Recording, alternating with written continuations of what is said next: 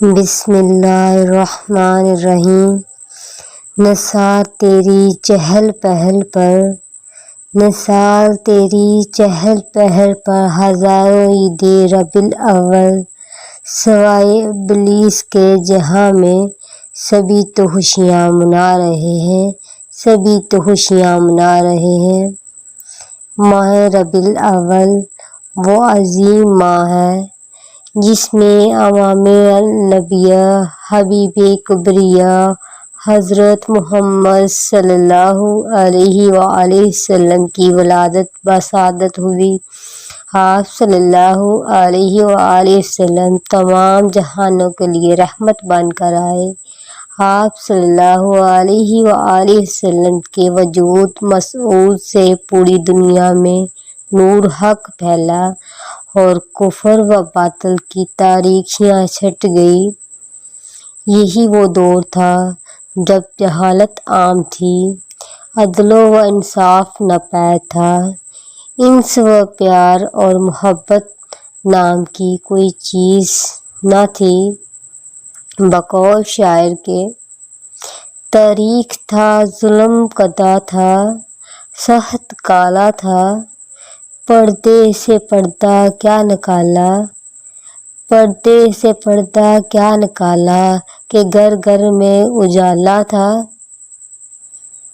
جس سال نور محمد صلی اللہ علیہ وآلہ وسلم حضرت آمنہ رضی اللہ تعالیٰ عنہا کو ودیعت ہوا، وہ فتح و نصرت، تر و تازگی اور خوشحالی کا سال کہلایا۔ اہل قریش اس سے قبل معاشی بدحالی، اسرت اور قحط سالی میں مبتلا تھے۔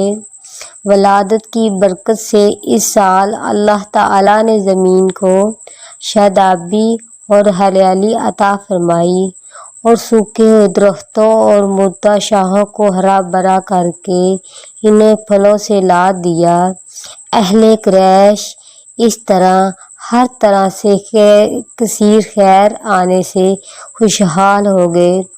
حضرت شیخ عبدالحق محدث دہلوی رحمۃ اللہ فرماتے ہیں کہ حضرت محمد صلی اللہ علیہ وسلم کی ولادت کے سلسلے میں آیات و کرامات بے شمار ہیں، جن میں سے چند ایک یہ ہیں کہ ایوان کسریٰ لرز اٹھا اور اس کے 14 کنکر گر گئے، دریائے سدہ خشک ہو گیا اور اس کا پانی زیر زمین چلا گیا اور فارسیوں کا آتش کدہ بجھ گیا جو کہ 1000 سال سے گرم تھا۔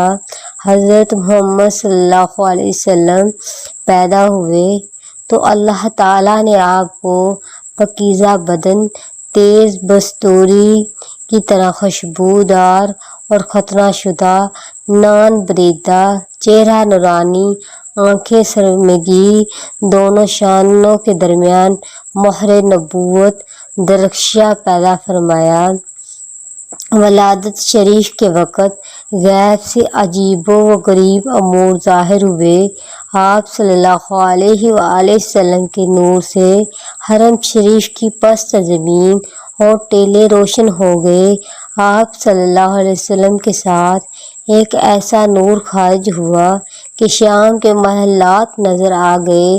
آسمان پر پہلے شیاطین چلے جاتے تھے اور کہنوں کو بعض مغربیات کی خبر دے دیتے تھے اور وہ لوگوں کو کچھ اپنی طرف سے ملا کر بتا دیا کرتے تھے، لیکن حضور صلی اللہ علیہ وآلہ وسلم کی آمد سے آسمان میں ان کا آنا جانا بند ہو گیا اور آسمانوں کی حفاظت شہاب ثاقب سے کر دی گئی، تو اس طرح وحی اور غیر وحی میں غلط ملط ہو جانے کا اندیشہ جاتا رہا۔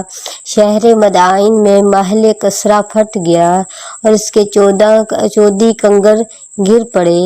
فارس کے آتش کدے ایسے سرد پڑ گئے کہ ہر چند ان میں آگ جلانے کی کوشش کی گئی مگر نہ جلتی تھی۔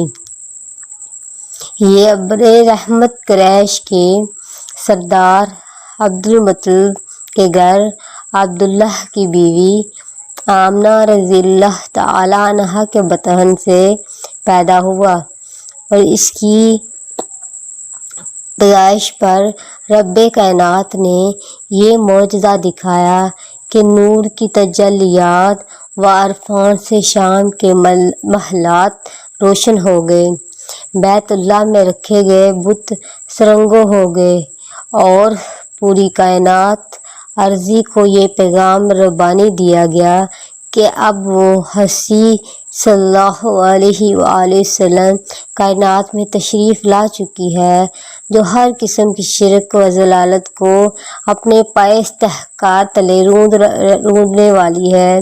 عبد المطلب کی خوشی کا کوئی ٹھکانہ نہ تھا۔ وہ اپنے حسین و جمیل پوتے کو گود میں لیے بیت اللہ میں آئے اور ولادت کا اعلان کیا۔ لوگوں نے جب پوچھا کہ بچے کا نام کیا رکھا ہے تو عبد المطلب نے برہستہ کہا، محمد صلی اللہ علیہ وآلہ وسلم۔ سب لوگوں نے حیران ہو گئے کہ یہ نام عرب میں منحوس نہیں تھا۔ عبد المطلب نے کہا کہ اس نام کے معنی بہت زیادہ تعریف کیے گئے ہیں، یہ نام اللہ ہی نے رکھوایا کہ تا قیامت جب تک اللہ کا نام بلند ہوگا اور اس کے محبوب صلی اللہ علیہ وسلم کا نام بھی بلند ہوتا رہے گا انشاءاللہ۔ صلی اللہ علیہ وآلہ وسلم، صلی اللہ علیہ وآلہ وسلم، صلی اللہ علیہ وآلہ وسلم۔ Please like, subscribe my channel for more Islamic واقعات and